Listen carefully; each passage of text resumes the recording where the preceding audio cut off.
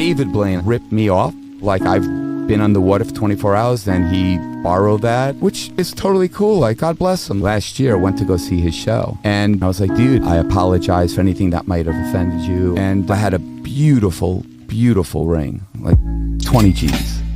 And I said, this is for you. Let's build a friendship. And he's like, I can't accept this. And then he called his friend over and was like, hey, let's put it in a museum. You could do whatever you want with it. I'm giving it to you. I was like, well, I gave it to David. Yeah. If he wants to give it to you, that's his business. And then I was like, hey, let's do a picture. And he's like, oh, I can't do a picture with just you and me alone. It's like, dude, grow up. Like, we're both adults. We both have children. I had a kid with cancer. You think he would say, hey, Criss, thanks for the ring or whatever. I texted him and I was like, hey, man, happy Father's Day. Thanks for having us at the show. And never responded. So I was like, cool, dude. I wish him the best. Yeah. Life is too short, man. And when you have a kid with cancer, you realize how fragile life is. Well, there you go. David Blaine's a jerk. What else can I say? Nah, just kidding. Listen, man, that's just the tip of the iceberg. Let's get into it. Let's find out what really happened. Best podcast in Long Beach, California. This is Tacos and Workouts. What it is. Podcast. Yo, what it is with the best podcast in Long Beach, California. It's your boy Tacos and Workouts. Before we get started with today's episode, let me start out by saying I'm going to say a couple of things, but these things are based on my opinion. I may be right, I may be wrong, but I'm entitled to an opinion. If you have your own opinion, you're also entitled to that as well. Go ahead and leave it in the comment section. Okay, this episode here is not to piss anybody off, but just to express my viewpoint. So let's get into it. All right, so that video that we just saw, a Criss Angel, totally made David Blaine look like a jerk. Made him look like not cool. Like, David Blaine, you have a personal attack towards Criss Angel. And Criss Angel's a cool dude. It seems like he's doing anything and everything to repair what kind of conflict you might have had in the past, and you're making it difficult, and you just do not want to let it go. At least that's what I perceive from that video. You know, a lot of people might see that video and feel the same way. Comment down below. Yeah, I felt the same way. You know, that's what I thought, right? So how fair would it be for me to cast judgment on David Blaine, which is a magician, which Criss Angel is a magician, and not know the full story? So I went and I watched the episode of Wild Ride with Steve-O, that podcast. Check it out if you have a chance. I met Steve-O once in Hollywood, and we didn't talk. Steve-O was there and I was there. We kind of just nodded. Cool dude. And a good thing, he's doing good things with his sobriety and amazing stuff. Well, anyways, getting off topic. So it makes David Blaine look not like such a nice guy.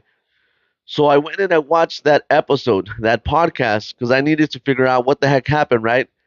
After viewing the whole episode from beginning to end, I have a different opinion. Let's get into it. What they're doing. Yeah. What about other popular magicians or illusionists, like, let's just say David Blaine? Do you have relationships with those guys? Like, do you ever do you collab? Do you beef or anything like that? Like, what's? I don't know. How's your relationships going? All right. I'm going to tell you a story that I have not told anyone. Wow. All right. So, listen, David Blaine, I give props to. He came out, did street magic, blew up before I did, and give him all the props in the world. When he was coming up, I was very aggressive because I had a dream, I had a vision in my mind, I wanted to accomplish it. So, I would say, look, whatever David is doing, I can do it, and I'll do it side by side with him. And I guarantee you that whatever he does, I'll last longer, I'll do it better, I'll do whatever. Because I was committed to give my life to beating him or anyone else. Because I had something so bad that I wanted, and he had it. So he had a big target on his head.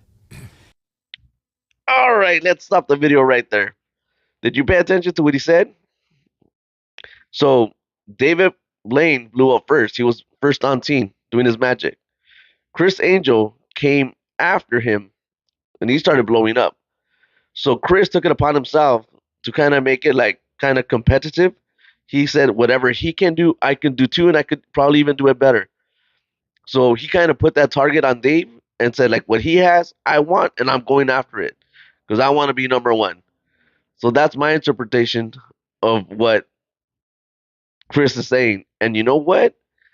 If you're David Blaine, you're gonna feel a type of way of someone's looking at you like that and starting to do things like that and possibly trying to sabotage you or trying to take your spot. And so, I since then, recently, last year, went to go see his show. And, it's nothing personal. It was just like people do it to me all the time.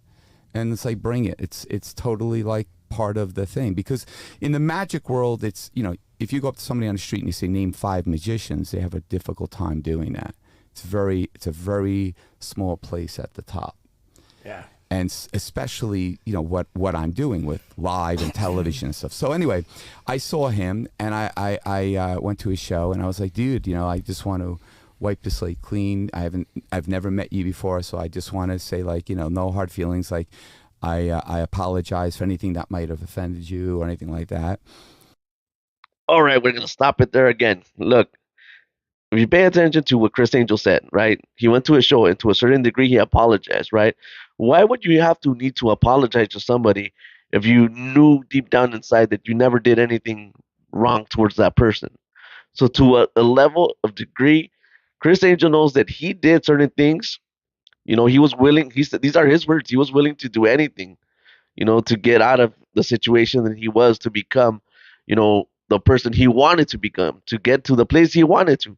So if he was just like doing all these things to get to be number one, he probably did some questionable things, right? And he himself knows what he did. Only he knows, and Blaine knows what happened, right? So that would cause you to apologize. Listen, if I ever did say anything a certain way, I apologize because deep down inside, he probably feels himself that he probably did some things that he shouldn't have done. And I took off. I had a beautiful, beautiful ring, gorgeous ring, like 20 G's. I took it off, and I said, "This is for you." And I said, "Let's build a friendship and stuff like that." Because I'm talking, this was in the early 2000s that this went down. It was like so many years ago. And I gave it to him, and he's like, "Oh, I can't accept this because I'm a minimalist." And then he called his friend over and was like, "Hey, let's put it in a museum. Like, you could do whatever you want with it. I'm giving it to you." And then the guy comes in. He's like, "Oh, okay, thank you, Chris." I was like, "Well, I gave it to David. Yeah. If he wants to give it to you, that's his business because it's a gift from me." And then I was like, "Yeah, let's do a picture." And he's like, "Oh, I can't do a picture with just you and me alone." And it's just fucking bizarre, dude. Like, just bizarre behavior. And it's like, dude, grow up. Like, It is weird. It's like, we're both adults. We both have children. I had a kid with cancer. Like, it wasn't like we had a fist fight. It's not like we ever even met before. It's not like we ever even had a conversation on the phone. Nothing. It was just some banter in the press because I wanted to succeed. And Okay, so it does sound kind of douchey, right? That David didn't want to like accept his apology. Put yourself in David's shoes, right? Here you are creating a name for yourself, creating a career for yourself, and here comes another person who wants to take your spot and is willing to do anything and everything to make you look like you're not number one. He wants your position on top. And that's what it's all about. Everybody wanting to be on top, no one wanting to share the light, right? And it's that's what it was. That's what it was. So I understand why David would be like, "No, I don't want anything to do with you," because he feels wrong. He feels that there was some tension there. He didn't agree with certain things that Criss might have done. So he probably, in my opinion, either dislikes him or hates him for the previous things that Criss Angel did to him? He's ripped me off with stuff that I've done. Like I've been underwater for 24 hours, then he borrowed that, and then he did it later, which is totally cool. Like, God bless him. Like, it's not a big deal. Do your thing, man. It's all good, but life is too short to sit here but the truth is that I'm out there doing my thing, pretty successful at doing it, and I never look behind me. Wow. Oh yes, and here we go. The topic about people ripping each other off. Yeah. Um, yeah, you know what happens in magic, happens in music, happens in comedy, happens in podcasting, it happens on TikTok, Instagram, people just stealing each other's content. Some people create certain things, and somebody says, I'm too stupid to come up with stuff on my own, so I'm going to rip them off and I'm going to copy them and do the exact same thing. And you know what? That's just a part of life. And I completely understand, on social media when people do that, how it could be annoying. But think about it when you're like an elite professional, like magician, comedian, singer, then that's life changing, and it's like a big no no. But I guess it's something that constantly happens within the industry. I was surprised for Criss Angel to say like, oh, David Blaine copied certain things that I did, but just a couple minutes earlier, Criss said, anything that he did, I could do, and I could probably do it better. And it just, again, it just shows the pettiness of what things are, and that's why there's beef, and that's why they don't get along. And I understand that, right? Now, am I saying that Criss Angel is a jerk? Not necessarily. We all been in situations where we after the fact realized that we probably shouldn't have done certain things, or maybe we could have handled things differently, right? I think Criss Angel, um, you know, he's quite a man for realizing his mistakes and wanting to correct his mistakes, apologize and wanting to make amends for things in his past. So that's courageous to want to do something like that. But sometimes when you do stuff like that, it's not often easily accepted, right? Like for example, me, I if someone were to do something like that towards me, I would probably like get over it right quick, and I'll be like, okay, yeah, whatever. Like, because I don't have the time to be like dealing with stuff like that or carrying anything, because I'm always moving forward, right? I have no time to be, wasting on the past, right? But at the same time, that doesn't necessarily mean that I'm gonna be willing to, be buddy buddies with somebody who might have said or done something, to jeopardize like what I'm doing or anything like that. It's like, okay, we could be friends, right? We could not be enemies. There doesn't have to be that tension between us. But realistically speaking, we don't have to talk either. Like, you know what? Just keep it respectful, and you know what? You do your thing, I do my thing, and just be adults about it, right? And I think that's kind of the relationship that's going on here. That's the way David sees it. Criss Angel wanted to have a friendship. David didn't accept that friendship, and Criss feels about it that it's kind of childish for him not to accept the friendship because of the way how he came up to him. And Criss Angel's right. Life is short. There's many more important things in life than to be worrying about pettiness, I guess. But um, these people weren't fighting for nickels and dimes. These guys were fighting for millions upon millions of dollars. And I'll tell you what, I ran the numbers. David Blaine is worth, I think, $40 million. And I was quite surprised that he's worth $40 million because I thought that his net income was going to be him being worth $6 to $8 million.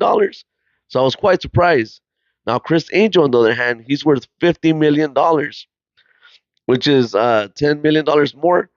Um, and I'm surprised because I thought the amount of work and the kind of shows and everything that he does, that number would have been like 60, 70 maybe. compared to I was surprised more than anything that David Blaine's network was so close to Chris's. I think Criss works a lot harder and does a lot more shows than David, so that's surprising. But that's what it comes down to. It was a disagreement between magicians. Um, I think we all seen the movie The Prestige, right? And that's what it comes down to. Everybody always wants to be on top. Everyone wants to be the main guy, right? Everybody wants to be number one. Everybody always wants to be the prestige. Somewhere along the line, you do certain things, questionable things that it's gonna like mess up other people. So my viewpoint on this is they're both right. No one's really wrong, but kind of like pick and choose what you do, because even though you get hot and fired up at one moment, a couple months down the road, maybe a year down the road, you might see things differently. But yeah, that's the reason pretty much why David Blaine really doesn't like Criss, and he might not like him, he might actually hate him, But that's just my opinion, and that's what it is. All right, guys, I think that's gonna be it for this week's episode. Do me a huge favor, subscribe to the channel if you haven't done so already. Oh, but more importantly, you could find me on Instagram under Tacos and Workouts. Send me a direct message. Let me know what episodes you want me to cover so I could put my spin and my viewpoint on those episodes. And if you have any relationship or drama that you want me to air out and kind of like put my viewpoint, somebody was asking me about their relationship, and I was like, hey, that might be a good topic to bring up on the show. Just shoot me a message on Instagram, Tacos and Workouts. And I think that pretty much it. And until then, we'll see you guys next time.